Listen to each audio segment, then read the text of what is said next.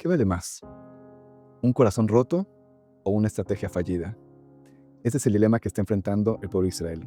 Les voy a enseñar dos voces de una misma tragedia, dos caras opuestas de una misma moneda. Corazón contra razón. Una mente matemática, un premio Nobel, contra la persona que quizás sufrió y sufre y sufrirá más después del 7 de octubre. Yarden Vivas. Yarden salió del cautiverio a los 514 días y escribió una carta y se la quería dar al primer ministro Benjamín Netanyahu y no lo dejaron dárselo. Y hoy se la presentaron en el Parlamento, en la Knesset, enfrente de todos. Ahí esta carta fue leída y es durísima. ¿Quién mejor que Yarden Vivas para representar esa voz, para ser la voz de aquellos que están a favor de la liberación de cada uno de los rehenes y no importa el precio, cualquiera que fuera? Esta es la primera carta. Y la segunda carta que les voy a leer es un reportaje que le hacen una entrevista a un premio Nobel de Israel del 2005. Ahí lo van a ver. Y él representa la mente, una mente fría, calculadora, matemático. ¿Qué dice? Los leo en los comentarios, compartan, Mirat Hashem, que podamos tomar la decisión correcta, sensata, justa y con compasión y para el bien, ¿sí? Que sea la decisión que nos lleve al bien o al menos mal, ¿no? Primer ministro, tengo aquí una carta de Yarden Vivas y me ha pedido que sea leída aquí en el Parlamento. Primer ministro, una carta de Yarden Vivas. Señor primer ministro, mi nombre es Yarden Vivas y mientras se lee mi discurso, estoy sentado en Shiva por mi esposa, es decir, está en luto, en los 7 días de luto, posteriores a cuando uno entierra a sus seres queridos, a los seres más cercanos. Estoy sentado en Shiva por mi esposa Shiri y mis hijos Kfir y Ariel, niños inocentes y puros que fueron secuestrados de su hogar y asesinados en cautiverio. Podrían y deberían haber sido salvados. Los malditos terroristas conquistaron Ir Oz en sandalias. Mi familia y yo fuimos secuestrados con una crueldad inimaginable desde nuestro hogar hasta casa. Y en esa mañana maldita el Estado no estaba en Ir Oz. Solo habían eres locales, miembros de la seguridad de emergencia y valientes combatientes que hicieron todo lo que pudieron e incluso pagaron con sus vidas. Y hoy, 514 días después, cuando Yarden salió del cautiverio, he regresado de Gaza a una realidad insoportable en la que tuve que enterrar a toda mi familia en un solo día. No les deseo a nadie esta terrible pesadilla y a pesar del dolor insoportable, les pido en este momento que se detengan. El momento de la venganza aún no ha llegado. En este momento estamos obligados a traer de vuelta inmediatamente a nuestros hermanos, entre ellos mi mejor amigo David Puño y su hermano Ariel.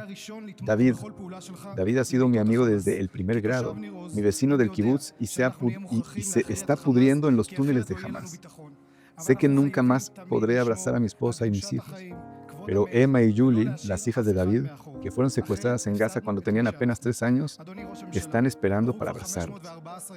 Su esposa Sharon merece tenerlo en sus brazos. Después de que traigamos a David y a todos los rehenes a casa, seré el primero en apoyar cualquier acción que tomen para derrocar al Hamas. Como residente de Nir Oz, sé que debemos derrotar a Hamas porque de lo contrario nunca tendremos seguridad.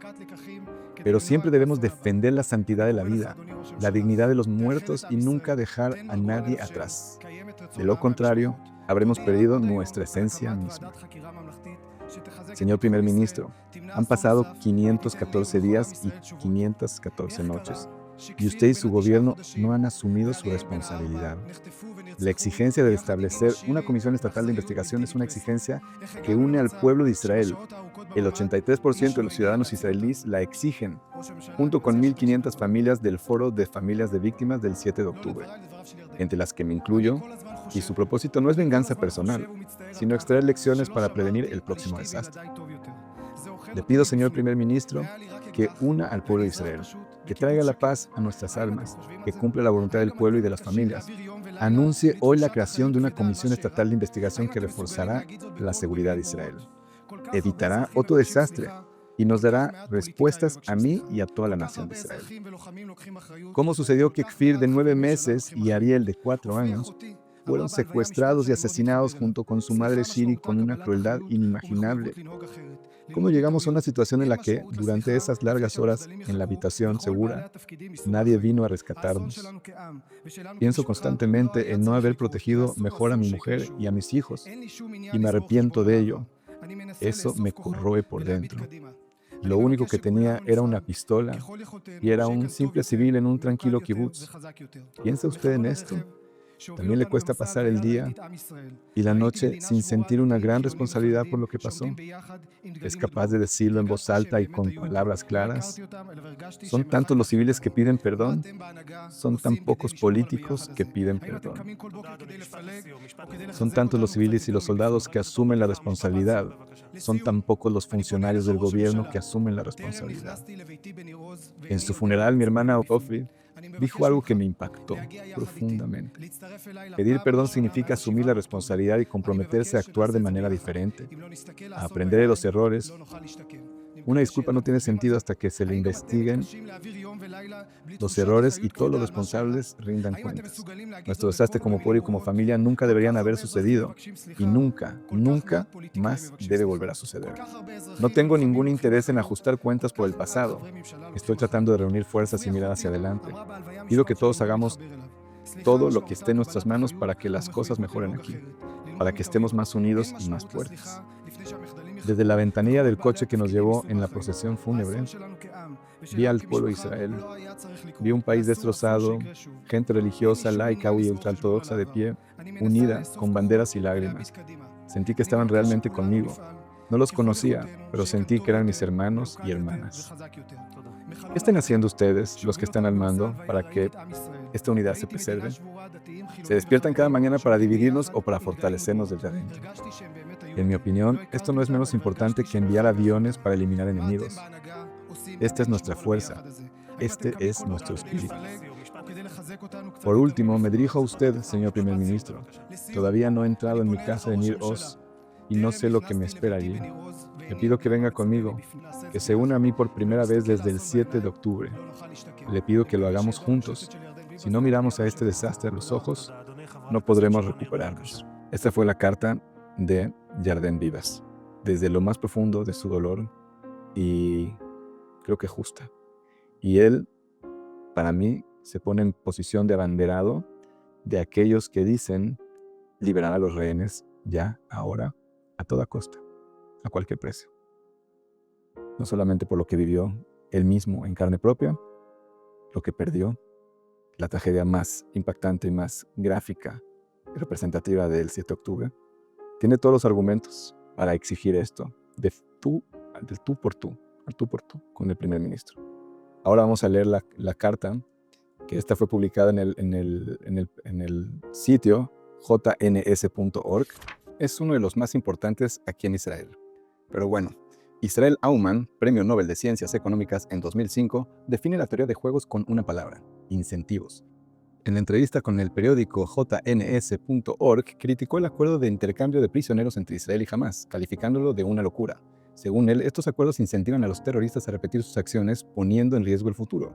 Aumann explica que la teoría de juegos busca dar incentivos a la otra parte para que actúe en tu beneficio, pero Israel hace lo contrario.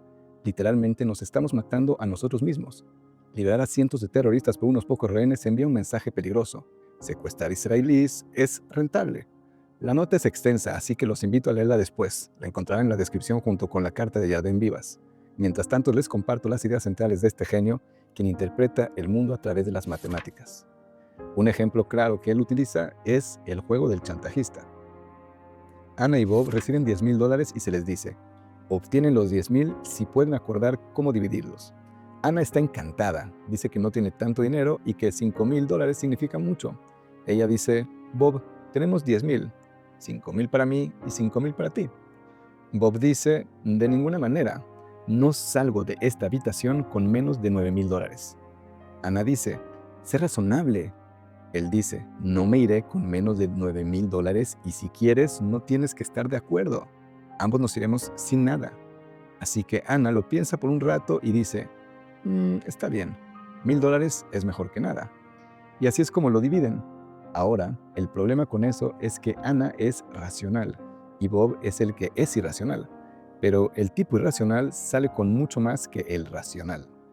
Una vez que nuestro premio Nobel terminó de explicar este maravilloso ejemplo, le preguntaron que qué haría si fuese él el primer ministro. ¿Qué haría en ese contexto? Él contestó que daría uno por uno, o un prisionero por rehén, y eso es lo máximo. Y si dicen que no es posible, yo diría, está bien, ahora los aniquilamos. Pondría fin a este asunto de los rehenes, uno por uno. Esa es mi respuesta. Y si eso significa que no se libera a ningún rehén, que así sea. Aunque duro, es necesario para romper el ciclo de incentivos negativos. Entre otras cosas, también critica la campaña de las familias de los rehenes, sugiriendo que detrás de esto hay intereses políticos que buscan desestabilizar el gobierno. Y para concluir, Aumann deja una reflexión clara. La estrategia actual de Israel es contraproducente. Al ceder ante Hamás, se incentiva un ciclo de violencia que pone en peligro el futuro. Su llamado es firme: cambiar la estrategia y no permitir que la irracionalidad del enemigo dicte las reglas del juego. Vemos cómo una voz clama por justicia y la otra por supervivencia. ¿Es posible elegir? ¿Ustedes piensan que es posible elegir? O sea, ¿se puede elegir como una sociedad, como un colectivo, como una nación? ¿Se tiene que priorizar el hoy sobre el mañana? Y la verdad es que esto no es un debate solamente exclusivo israelí, ¿no? Es un espejo de cómo con nosotros enfrentamos el dolor y el miedo a cualquier conflicto. Todo el tiempo estamos en este dilema. Así que ustedes digan, ¿qué opinan? ¿Qué sienten? ¿Qué piensan? Que nunca sepan lo que se siente estar en este lugar. Que no sepan. Y bueno, obviamente que no sepamos qué es estar en el otro lugar también. En lugares mucho más complicados. Nosotros somos el pueblo, que tenemos el lujo de opinar. Pero bueno, Besat Hashem. Que no sepamos más de penas y que podamos, como dije al principio, decidir correctamente.